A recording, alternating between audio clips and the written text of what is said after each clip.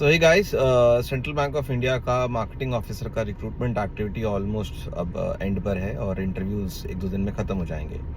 अब साथ ही साथ बहुत सारे कैंडिडेट्स मुझे कॉल करके पूछ रहे हैं कि सर, मार्केटिंग ऑफिसर जो IBPS SO मार्केटिंग ऑफिसर की वैकेंसीज़ हैं, इसका कोई इम्पैक्ट CBI के वैकेंसीज़ का इम्पैक्ट कोई इस पर पड़ेगा या नहीं पड़ेगा। तो ये कहना बहुत ही मुश्किल है, क्योंकि बहुत ही रेयर ऐसा होता है कि इस तरीके की एक्टिविटी अलग से कराई गई हो और स्केल 1 के लिए एक्सपीरियंस वाले बंदे लिए गए हों। क्योंकि IBPS के पिछले 4-5 साल के ट्रेंड्स भी देख लें तो बहुत ही अनप्रेडिक्टेबल है। कभी तो 100-125 वैकेंसीज करके 1200 ले लेते हैं और कभी 500 बोल के 100 कर देते हैं। So you never know.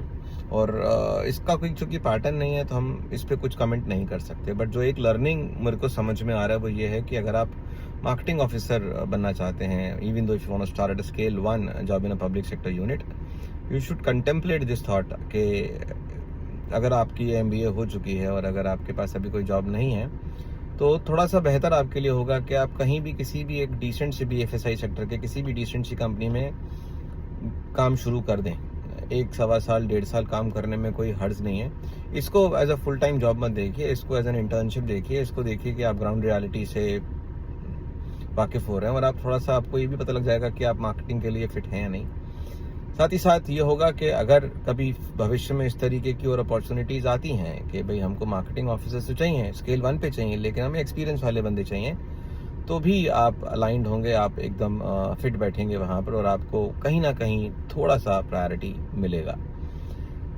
मैं मान रहा हूँ आप में से बहुत सारे बच्चे इस बात को लेकर नाराज हैं कि सर फ्रेशर्स के लिए फिर क्या हो। तो मैं तो यही कह रहा हूँ कि अगर आप फ्रेशर भी हैं तो इतना ज़्यादा एक्सट्रीम पैशन मत रखिए कि भाई जब तक मेरी सरकारी नौकरी नहीं लगेगी तब तक मैं कोई नौकरी नहीं करूँगा। तो अगर आपके पास समय है, आपके पास अगर ऑप्शन है, तो कहीं ना कहीं किसी भी BFSI सेक्टर में एक डिसेंट स्टार्टअप करिए। सैलरी को मत देखिए, इसको इस तरीके से देखिए कि आपको कुछ सीखने को मिलेगा और अपने आप को आप एक प्रिपेयर कर रहे हैं एक लेवल पे कि आपको एक अच्छे PSU में एंट्री मिले। उसके लिए आपका एक अच्छा स्ट्रॉन्ग बेस बन रहा है। कितना सहमत है आप इस बात से मुझे कमेंट सेक्शन में बताइए। और मुझे ऐसा लगा कि ये बात मेरे दिमाग में अभी थोड़ी देर पहले आई, I was driving my car, तो मुझे लगा कि आप लोगों के संग में साझा करूं। Bye, take care.